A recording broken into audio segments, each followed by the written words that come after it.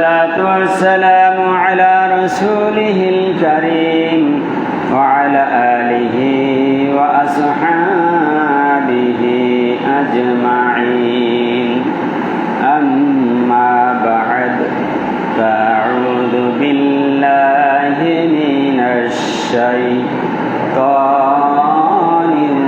الرجيم بسم الله الرحمن الرحيم قل إن كنتم تحبون الله فاتبعوني يحببكم الله ويغفر لكم ذنوبكم الله غفور رحيم.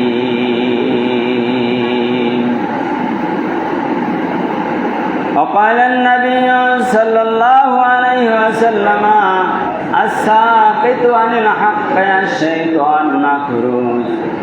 وقال تعالى في شان حبيبه مخبرا وآمرا إن الله وملائكته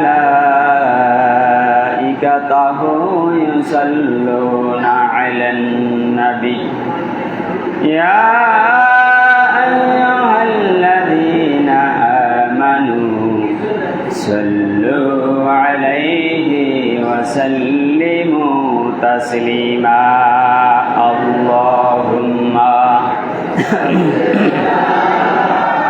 سيدنا مولانا محمد وعلى آل سيدنا شافعنا محمد আইসো ভাবে যাইতে গো হবে ওই না গহীন কবরে হিসাব নিকাশ দিতে গো হবে ওই না কঠিন হাসরে আল্লাহুম্মা সাল্লি আলা সাইয়্যিদিনা মাওলানা মুহাম্মদ ওয়া আলা আলি সাইয়্যিদিনা শাফিআনা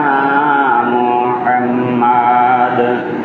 কবরের খবর যদি মানুষ জানিত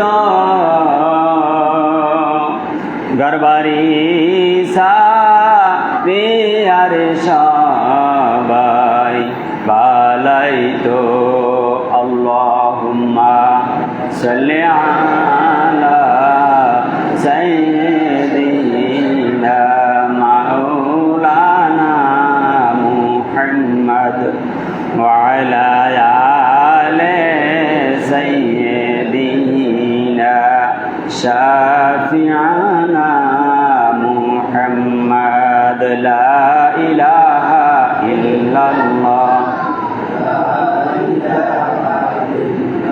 লা ইলাহা ইল্লাল্লাহ লা ইলাহা ইল্লাল্লাহ লা ইলাহা ইল্লাল্লাহ। আরে নামাজ রোজা ছাইরো না তোমরা নামাজ রোজা ছাইরো না নামাজ রোজা ছাইরো না মা বাবাকে ভুলো না হরে জান্নাতবাসী হইতে চাইলে প্রাণ ভরে করো সাধনা লা ইলাহা ইল্লাল্লাহ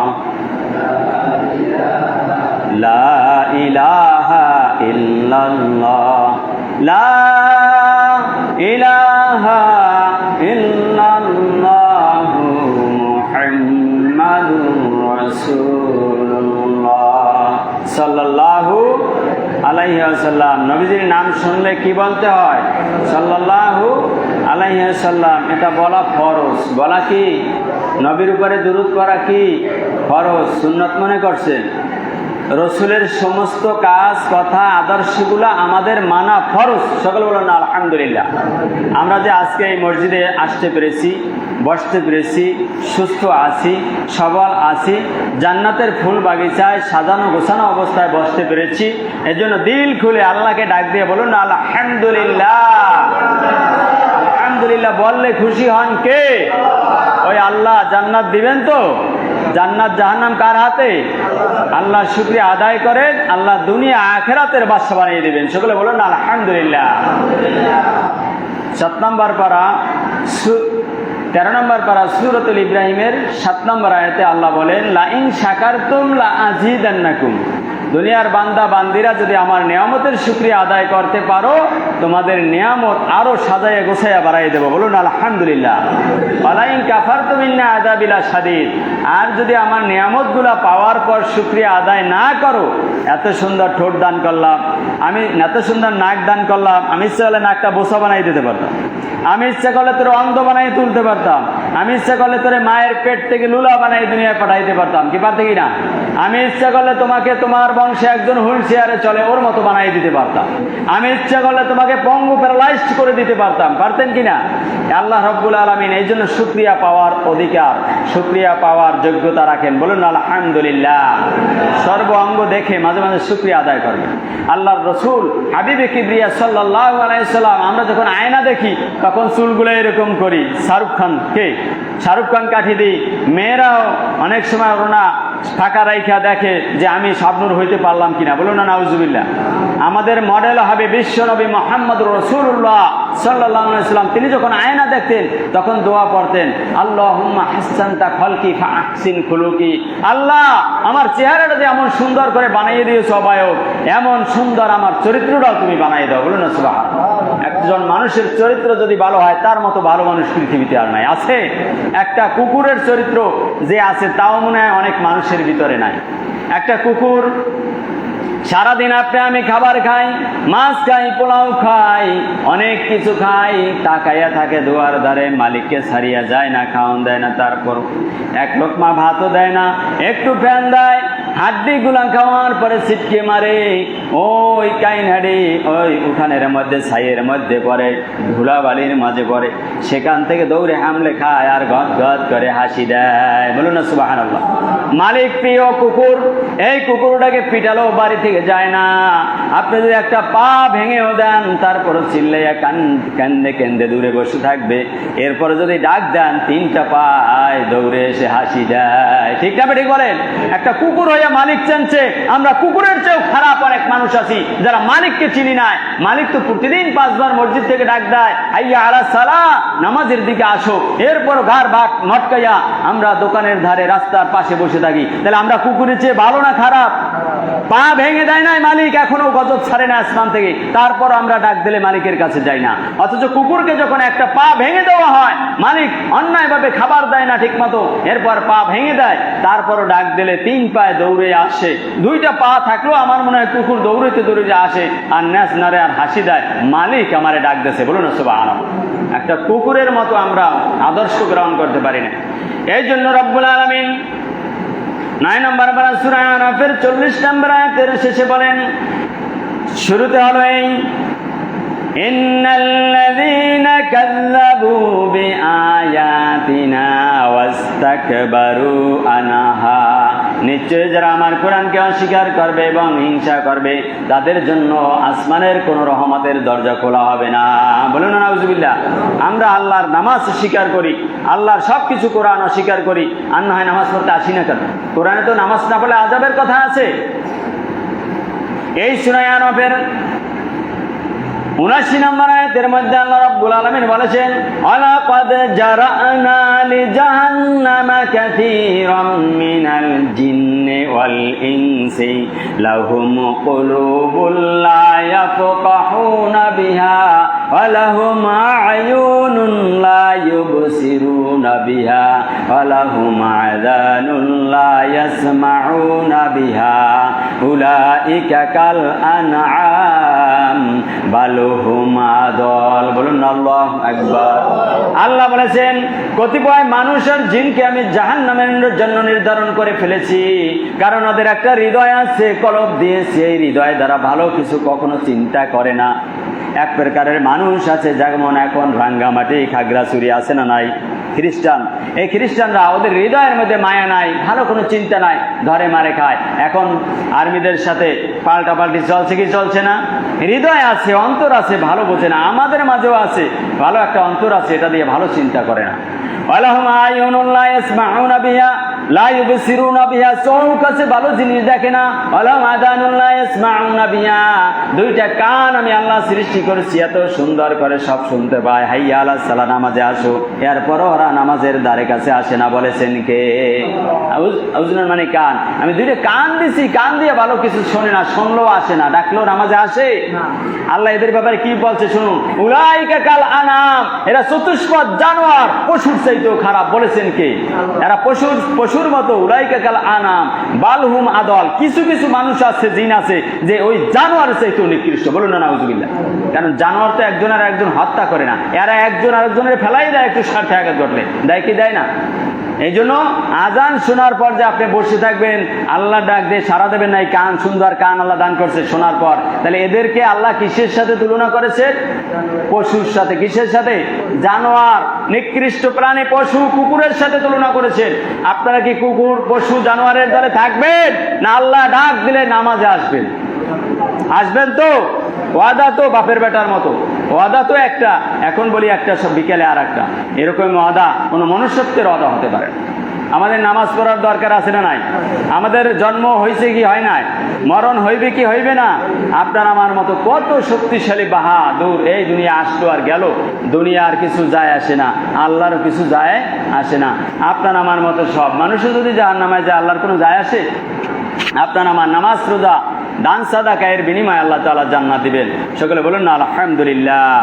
আমরা আজকে থেকে 5 ওয়াক্ত আযান শোনার পর মসজিদে সবাই যাব, ছোট বড় বাচ্চারা যাবা তো ইনশাআল্লাহ? এই কান আল্লাহ দিয়েছে, কান দিয়ে আযান শোনার পর নামাজে না গেলে কিসের সাথে তুলনা করছে আল্লাহ? উলাইকা কাল আনাম, ওরা চতুষ্পদ প্রাণীর মতো, জানোয়ারের মতো। বালহুম আদল, অথবা এর চেয়ে নিকৃষ্ট মনে হয় প্রাণী। সন্দেহ করেছেন কে? আল্লাহ। এই জন্য আমাদের নামাজ পড়বো তো আমরা ইনশাআল্লাহ, 5 ওয়াক্ত না 1 ওয়াক্ত। ফজরে তো এখানে আসেন না আপনারা, কেন? আশেপাশে যারা আছেন, আপনারা কি মুমিন না? আপনারা কি মুসলমান না? কেন নামাজ পড়বেন না? হিন্দুরা তো সকাল সন্ধ্যা লুল্লুরি দিতে ভুল করে না, আপনি মুসলমানে আপনার ধর্ম পালন করতে ভুল করেন কেন? আপনি কি হিন্দুর চেয়েও খারাপ? আপনার বিবেকে কি কুকুর প্রস্রাব করছে? আপনার সমস্যাটা কোথায়? ধর্মকর্ম ভালো লাগে না আপনার? নামাজ পড়েন, এখনো যারা নামাজ পড়েন আমি রিকোয়েস্ট করবো নামাজ পড়েন। নামাজ ছাড়া পরকালে কোনো মুক্তির আশা নাই। নামাজ লাগবে 1 নম্বরে। যার নামাজ সুন্দর তার আমল সুন্দর, যার নামাজ সুন্দর তার জীবনটা সুন্দর, ওই লোকটা বিনয়ী, ভদ্র হয়, শান্ত হয়, শিষ্ট হয়। রসুলের তরিকা, রসুল সবচাইতে বেশি নামাজ পড়েছে, রসুল পাক সাল্লাল্লাহু আলাইহি ওয়াসাল্লাম। নবীজি রাতের আধারও কিছু ঘুমাইয়া কিছু সময়ের পর দাঁড়াই যেত নামাজের মধ্যে, পা ফুলে যেত নামাজ পড়তে। সম্মানিত অতিথিবৃন্দ, যে আয়াত কেন আপনাদের সামনে তেলাওয়াত করেছি আমি, সূরাতুল আল ইমরানের 31 নম্বর আয়াত। এই আয়াতের মধ্যে আল্লাহ কি বলেছেন? কুল ইন কুনতুম তুহিব্বুনাল্লাহ, তোমরা যদি আমি আল্লাহকে ভালোবাসতে চাও, ফাত্তাবিউনি, রাসূল আপনি জানাইয়া দেন, তাহলে তোমরা রাসূলকে ভালোবাসতে শুরু করো। আমরা কাকে ভালোবাসবো? রাসূলের ভালোবাসা মুখে না বাস্তবে? হ্যাঁ, চেহারায়, সুরাতে, কথায়, কাজে, আমলে, পোশাকে, আশাকে, দাড়িতে, টুপিতে, সব জায়গায় মুজাসসাব নমুনা থাকবে কার? বিশ্বনবী সাল্লাল্লাহু আলাইহি ওয়াসাল্লাম। এই মাসটাই তো রাসূলের আদর্শের মাস, আদর্শ বোঝার মাস। তাই আল্লাহ বলেছে, রাসূল আপনি জানাইয়া দেন, যদি তোমরা আল্লাহকে ভালোবাসতে চাও, আমার রাসূলকে ভালোবাসো, তার অনুসরণ অনুকরণ শুরু করো। এখন আমরা রাসূলের অনুসরণ অনুকরণ মুখে করবো না বাস্তবে? তাহলে দাড়ি আরো লম্বা হইতে হইবে, পাঞ্জাবি পরা লাগবে, টুপি পরা লাগবে, 5 ওয়াক্ত নামাজ জামাতে রসুলের তরিকায় পড়া লাগবে। মিথ্যা বলছে রসুল কোনোদিন? রসুলের জীবনে একটা মিথ্যা কথা বলেছে, তাও যদি প্রমাণ করতে পারতো পৃথিবীর কেউ, রসুলকে কেউ মানতো না। ঠিক না বেঠিক বলে? রসুল ওয়াদা ভঙ্গ করে নাই, আমানতের খেয়ানত করে নাই, ফায়সা বলে নাই, স্ত্রীকে গালি দেয় নাই, মায়েকে গালি দেয় নাই, বাবার সাথে ধমক দিয়ে কথা বলে নাই। আমরা গেড়ির রগ মোড়া করে বাপ মায়ের সাথে কথা বলি, বাবা তুমি যখন ছোট্ট ছিলা তখন মা আছাড় মারে নাই, তখন মা তোমাকে বাবা আসার মানে না, তোমার রগ চিকন ছিল, এখন রগ মোটা হয়েছে, লাল করে তাকাও না। এই জন্য আল্লাহ তাআলা বলছে খবরদার, এটা করা যাবে না। সূরা বনী ইসরাঈল আয়াত নাম্বার 23 আল্লাহ বলছে বাপের সাথে ধমক দিয়া গেডের রগ মোটা করে কথা বলাও তোমাদের জন্য আমি হারাম ঘোষণা করলাম, তাহলে তোমার জান্নাত ক্যান্সেল। বলেছেন কে? আমরা রাজি আছি? বাপ মার সামনে মাথা নত করে দাঁড়াবো, বিনয়ের সাথে দাঁড়াবো।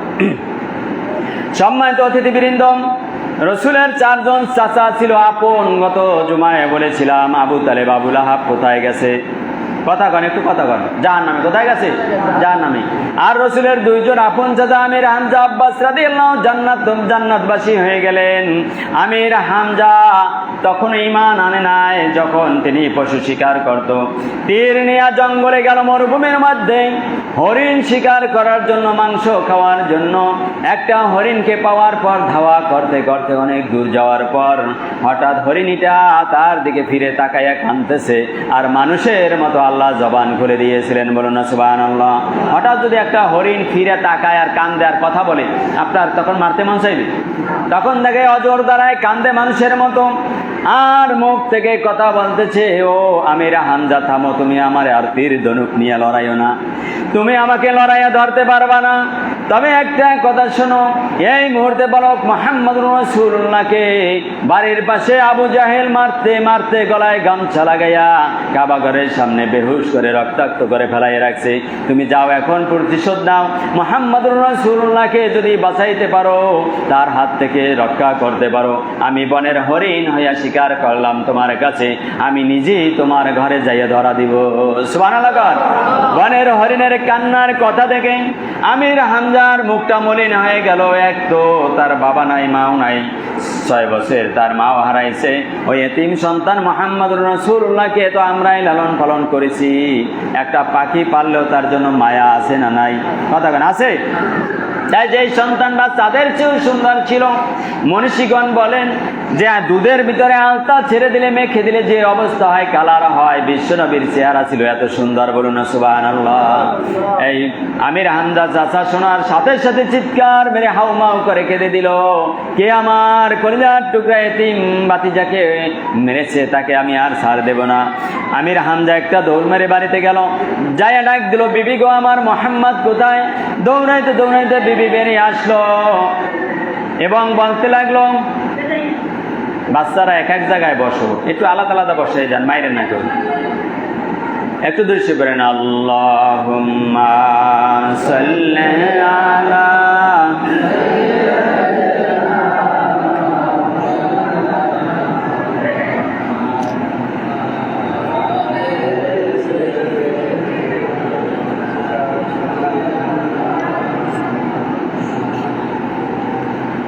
সম্মানিত অতিথি, আমির হামজা বাড়িতে যাওয়ার সাথে সাথে তার স্ত্রী কান্না জুড়ে দিল, ডাক দিয়ে বলে, কলিজার টুকরা মুহাম্মদের লালন পালন কইরা বড় করছি, আজকে নাকি আবু জেহেল মারতে মারতে কাবার সামনে তাকে বেহুশ করে রেখেছে। তোমার আল্লাহর কসম লাগে, এই মুহূর্তে আমি প্রমিস করলাম, যদি মুহাম্মদ রাসূলুল্লাহকে প্রতিশোধ নিয়ে বাড়িতে ফিরে না আনতে পারো, আমি আমির হামজা তোমার ঘর সংসার আর করবো না। বলো না সুবহানাল্লাহ। আমির হামজার স্ত্রীর দিলের ভিতরে মহাব্বত ঢুকাই দিলেন কে? কলিজার টুকরা মুহাম্মদকে বাঁচানোর জন্য বড় একটা তীর আর হকিস্টিক নিয়ে একটা দৌড় মেরে কাবার সামনে যেয়ে দেখলো মুহাম্মদ রক্তাক্ত পড়ে আছে। কলিজার মানলো না, একটা দৌড় দিয়া আল্লাহু আকবার বলে আবু জাহেলের বাড়িতে ঢুকে গেল। ঢুকে পেয়েছে আবু জেহেলকে, ডাক দিয়ে বলে, আবু জেহেল, তুই আমার ভাতিজাকে কেন মেরেছিস? কোনো জবাব নাই। বললো যে এই মুহাম্মদ জীবনে মিথ্যা বলে না, কার দিকে তাকাই একটা জোরে কথা বলে না, এমন নিষ্পাপ একটা সন্তান যাদের মতো, যার চেহারার দিকে তাকাইলে চোখ ফিরানো যায় না, এমন মুহাম্মদকে কেন রক্তাক্ত করেছো বল? কোনো কথা যখন বলে না, আল্লাহু আকবার বলে তীর দিয়ে একটা আঘাত করলো, হকিস্টিক দিয়া মন জোরে উল্টা পিঠ দিয়ে আঘাত করলো, মাথা ফেটে ফিনকে রক্ত বেরিয়ে গেল আর জমিনের মধ্যে বেহুশ হয়ে পড়ে গেল। বলুন আল্লাহু আকবার। আমির হামজা বেহুশ করে ফেলাই দিয়ে আবু জেহেলকে দৌড়ে আসলো কাবার চত্বরে, মুহাম্মদুর রাসূলুল্লাহকে জড়ায় ধরলেন, চুমু খেলেন, কোলের উপরে উড়োর উপরে মাথাটা রেখে দিয়ে বলল, ওগো মুহাম্মদ, তাকায় দেখো, তোমার কলিজার টুকরা চাচা এসেছে, তোমাকে যে রক্তাক্ত করেছে, ওই আবু জেহেলের প্রতিশোধ নিয়ে তাকে রক্তাক্ত করে একেবারে বেহুশ করে এসেছি। মুহাম্মদ তুমি একটা বার চক্ষু খুলে বলো তুমি কি খুশি হয়েছো কিনা? বলুন না সুবহানাল্লাহ। মুহাম্মদ রাসূলুল্লাহ চোখটা খুলে তাকাই দেখে আমির হামজা কাঁদছে অজর দ্বারায়। ডাক দিয়ে বলে, আমির হামজা তুমি কেন কাঁদছো? বলে, আপনার চেহারা মোবারক রক্তাক্ত হয়েছে দেখে আর পানি আটকাতে পারলাম না, আমি আবু জেহেলকে মেরে এসেছি, আপনি খুশি হয়েছেন কিনা একটাবার আমাকে শুনান মুহাম্মদ। মুহাম্মদ রাসূলুল্লাহ চোখের পানি ছেড়ে দিয়ে বলে, আমির হামজা তুমি আবু জেহেলকে মেরেছো এটা বলে আমাকে খুশি করতে ততক্ষণ পর্যন্ত পারবা না, কারণ দুনিয়ার মানুষকে আমি জাহান্নামে নেওয়ার জন্য আসি নাই, আমি হলাম আরসালনাকা ইল্লা রাহমাতাল লিল আলামিন, আমি দুনিয়ার মানুষকে জান্নাতবাসী করার জন্য এসেছি। সূরা 17 পারা সূরা আম্বিয়ার 107 নম্বর আয়াত, আরসালনাকা ইল্লা রাহমাতাল লিল আলামিন, বিশ্ববাসীর জন্য রহমত হিসাবে আমি রাসূল এসেছি, আমি কাউকে মারার জন্য আসি নাই। তুমি আবু জেহেলকে কত মেরেছো এটা বলে আমাকে খুশি করতে পারবা না। আমির হামজা আরো চিৎকার মেরে আরো জোরে কান্দে। তাহলে মুহাম্মদ বলো আর কত মারলে তুমি খুশি হবা, আর কত আঘাত করলে তুমি খুশি হবা আমাকে বলো। সাথে সাথে বললো যে না, একটা আঘাত করলো আমি মুহাম্মদ খুশি হব না, শান্তি পাবো না, যতক্ষণ পর্যন্ত না তোমার জবান থেকে পড়ে নিবে লা ইলাহা ইল্লাল্লাহু মুহাম্মাদুর রাসূলুল্লাহ সাল্লাল্লাহু আলাইহি ওয়াসাল্লাম। আমির হামজা চিৎকার মেরে বলল, কলিজার টুকরা বাদশা মুহাম্মদ, আর আমার সময় নাই দুষ্টামি করার। হরিণের মুখে যেই ভাষা শুনতে পেলাম, তোমার মুখ থেকে যেই কথা শুনলাম, এত মায়ের খেয়ে বেহুশ হয়ে আছো, তারপর যে প্রতিশোধে খুশি হইতে পারে না, এ বিশ্ব নবী ছাড়া, দয়াল নবী ছাড়া কিছুই হতে পারে না। সাথে সাথে আমাকে কলেমা পড়াইয়া দেন, লা ইলাহা ইল্লাল্লাহু মুহাম্মাদুর রাসূলুল্লাহ। কলেমা পরে মুসলিম হয়ে গেল, রসুলের আদর্শ পালন করলো, সাথে সাথে জান্নাতি মানুষ হয়ে গেল। বলুন না সুবহানাল্লাহ। তাই সে শুধু মিলাদুন নবী পালন করেন না, নবীজির জীবন আদর্শটাকে আদর্শ বানিয়ে এনেছে কলেমা পড়ার পর। এই জন্য আমির হামজা এবং তার চাচা আব্বাসও জান্নাতে গেছে। বলুন না সুবহানাল্লাহ। সম্মানিত অতিথি, শুনলে অবাক হয়ে যাবেন, মা হালিমাতুস সাদিয়া তায়েব থেকে যখন মুহাম্মদকে ছোটবেলায় লালন পালন করতে নিয়েছিল, বাড়িতে নেওয়ার সাথে সাথে দেখতে বলো হালিমাতুস সাদিয়া বলেন, যেই পুকুরে পানি ছিল না মুহাম্মদের আনার সাথে সাথে পানিতে ভরপুর, যেই পুকুরে মাছ ছিল না মাছে ভরপুর লাফাচ্ছে। বরকত কার? বিশ্বনবী মুহাম্মদ রাসূলুল্লাহ। যেই গাছে খেজুর হইতো না, বাড়িতে ঢোকার সাথে সাথে দেখি সব খেজুর গাছে খেজুর হইয়া টলমল করতেছে। বলুন না সুবহানাল্লাহ। কি বরকত ছিল বিশ্বনবীর, বিশ্বাস করবেন না, বিশ্বনবীর হাত যেখানে লেগেছে সেটা দুনিয়ার আগুন তো বলো জাহান্নামের আগুনে স্পর্শ করতে পারবে না। বলুন না সুবহানাল্লাহ। বিশ্বনবী একদিন তার কলিজার টুকরা মা ফাতিমার ঘরে গেলেন বেড়াতে, যাই দেখে মা ফাতিমা রুটি বেলতেছে। নবীজি বলল, মা আমি একটু হেল্প করি। বললো ঠিক আছে বাবা করো। তাই বাবা কয়েকটা রুটি বেললেন আর ফাতেমা ভাজতেছে। এক পর্যায়ে কয়েকটা রুটি আর ভাজতে পারেন। আর ফাতেমা চিন্তিত, মুখ বেজার হয়ে গেছে। কয় মা কি সমস্যা কি? কয় আব্বা কয়েকটা রুটি এত আগুনে টালি কিন্তু রুটি কোনো সিদ্ধ হয় না। বলুন না সুবহানাল্লাহ, রুটি ভাজতে পারছি না। বিশ্বনবী বলল গো ফাতিমা কলিজার টুকরা, তুমি কি তোমার আব্বুরে চিনতে পেরেছো এখনো? তোমার বাবা কেমন নবী, তোমার বাবা কোন আল্লাহর বন্ধু, তুমি কি এখনো চিনতে পেরেছো? বিশ্বনবীর হাত মোবারক যেই জিনিসে লাগে ওই জিনিস দুনিয়ার আগুন তো ভালো জাহান্নামের আগুনে স্পর্শ করবে না। সুবহানাল্লাহ। ফাতেমা তুমি যদি সারা জীবন সিদ্ধ করো, আমার হাত যে আটার ভিতরে লাগছে ওই আটা আগুন স্পর্শ করতে পারে না, কারণ আমি আখিরি জবানের নবী আল্লাহর দোস্ত হাবিবুল্লাহ। বলুন সুবহানাল্লাহ। সম্মানিত অতিথিবৃন্দ, হালিমাতুস সাদিয়া বলে পুকুরে ভর্তি মাছ, গাছ ভর্তি ফল পরিপূর্ণ হয়ে গেল। বিশ্বনবীর এরকম মুজিজা ছিল, এরকম মুজিজা ছিল, বিশ্বনবী যেইখান থেকে হেঁটে যেত ওই খাজুর গাছগুলার সাথে সাথে ফল ধরে যাইত। বিশ্বনবী বলেছেন আমার পরে 30 জন বন্ড নবী আসবে দুনিয়ায়। কয়জন? 30 জন বন্ড নবী আসবে। রসুলের জীবনেও একজন এসেছিল, মহিলা এবং একজন পুরুষ। তার নাম ছিল মুসাইলামাতুল কাযযাব। কি ছিল? কাযযাব মানে মিথ্যাবাদী। মিথ্যাবাদী নবী হয়? আল্লাহ নবীর জীবনে মিথ্যা ছিল? নবীর জীবনেও একজন বন্ড নবী জাগছিল।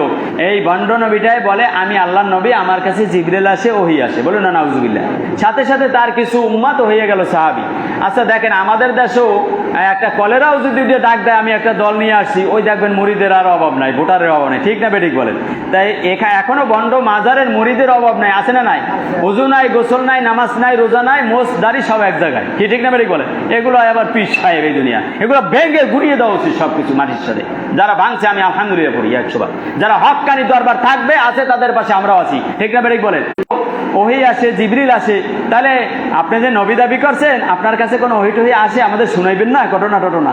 হ্যাঁ ওহি আসে, আমার মনে নাই। বলুন না নাউজুবিল্লাহ, মনে নাই, শোনা মনে, এরপর ওহি আসলেই শোনা মনে। একদিন গেছে পর চিন্তা করে কি শোনানো যায়। একদিন সকালবেলা সব সাহাবীদেরকে ডাইকে ওনার ওই বন্ড নবী বলে হ্যাঁ আজকে একটা ওহি আসছে, শেষ চাইতে জিবরিল আসছিল, একটা সূরা নাজিল হয়েছে। বলুন না নাউজুবিল্লাহ, তাই শোনান। এখন আমরা বাংলা ভাষায় কথা বলি, বাংলা ভাষায় গান বললে আমরা অর্থ বুঝি না, আরবি আমরা আরবি ভাষায় কথা বলে সেটার অর্থ তারা বুঝে না।